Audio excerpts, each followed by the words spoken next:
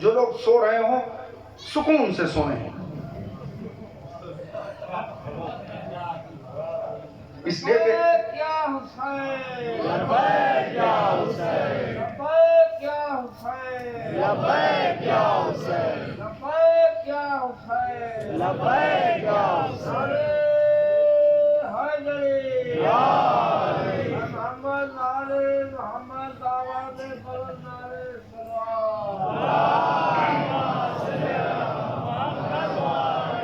بلکہ میں اگر آپ کے سامنے حق بیان کر دوں تو سب سے اچھی بات، میں نے بھی غلط کہا کہ ابو طالب کے فرزند نے خیبر کو فتح کیا،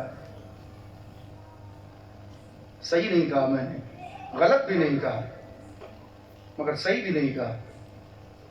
یہ معمہ ہے، کتنی دیر میں حل کریں گے آپ؟ یہ میں نے غلط بھی نہیں کہا کہ ابو طالب کے فرزند نے فتح کیا، اور صحیح بھی نہیں کہا،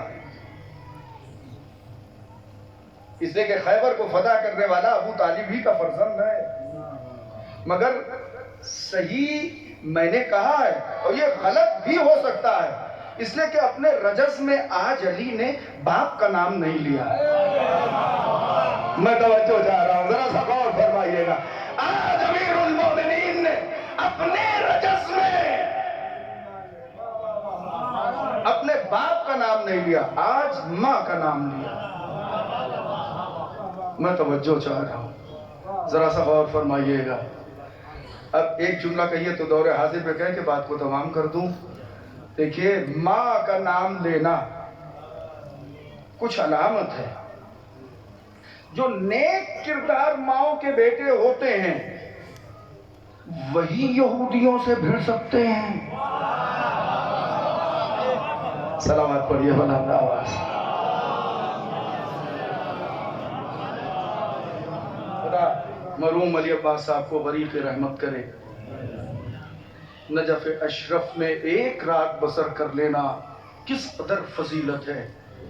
آپ سوچئے، جس نے 7 برس اپنے شب و روز جوار امیر المؤمنین میں بسر کیے ہوں، تو اگر اسے بھیک بھی مل گئی ہوئے تو اس کے لیے کافی ہے۔ میں مرحوم کے والد، والدہ، اہل خانہ، اعزاء اقربا، قبیلے والوں کی خدمت میں تعزیت پیش کرتا ہوں۔ مسلسل مجلسیں ہوئیں، سویم کی مجلس ہوئی، 10ویں کی مجلس ہوئی، پردیس میں انتقال ہوا، وہاں سے جنازہ آیا، اہل وطن نے جنازے میں شرکت کی۔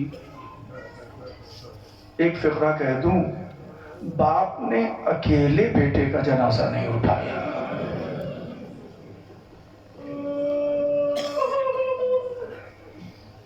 آپ بتائیے، پردیس سے بیٹے کا جنازہ آیا مگر باپ نے اکیلے بیٹے کا جنازہ نہیں اٹھایا۔ اعزاء اقربا، خاندان والے، احباب، وطن کے لوگ سب جنازے میں شریک تھے، سب بڑھ بڑھ کے کاندھا لے رہے تھے۔ آپ سمجھ رہے ہوں گے میں کس غریب کی غربت کا ذکر کرنا چاہتا ہوں۔ آپ لوگوں میں سے بھی اکثر لوگ مرحوم کے تشییع جنازہ میں تھے، سب نے کاندھا دیا۔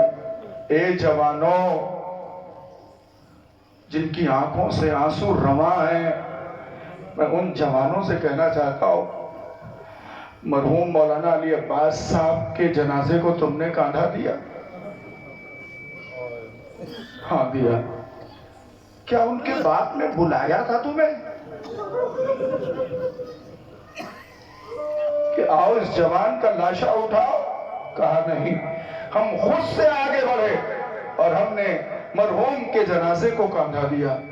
ایک غریب باپ ہے جو کڑیل جوان کے لاشے کو زمین پہ رکھ کر خیموں کا رخ کر کے آواز دے رہا ہے، اے بنی ہاشم کے بچوں آؤ، اور اپنے بھائی کا جنازہ اٹھاؤ۔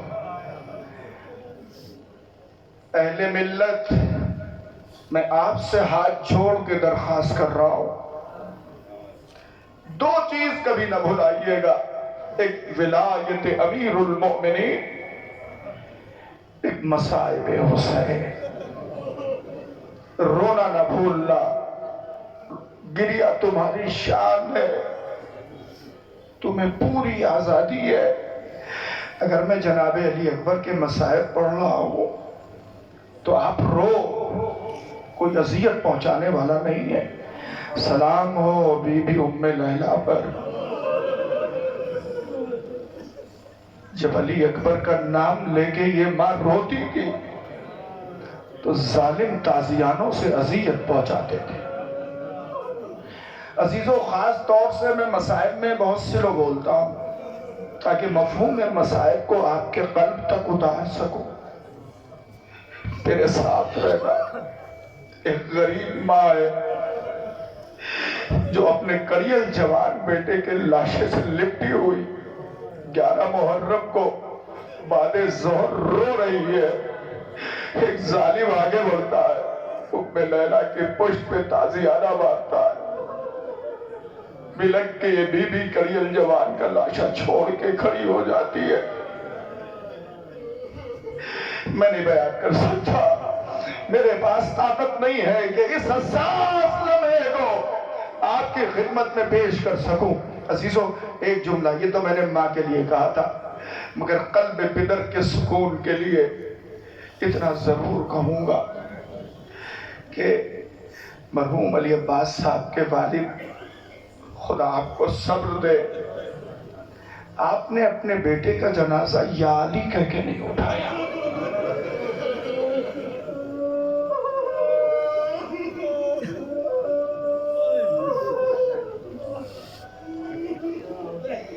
بہت سے باپ ایسے ہیں جنہوں نے اپنے بیٹے کا جنازہ دیکھا ہے مگر کسی باپ نے علی کہہ کے اپنے کڑیل جوان کا لاشا نہیں اٹھایا۔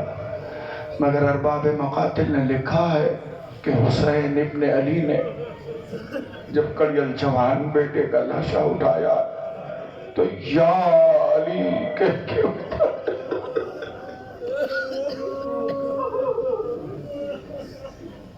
پروردگار آپ کو کسی غم میں نہ رلائے۔ آپ کو بتا دوں، مولانا علی عباس صاحب کے بھائی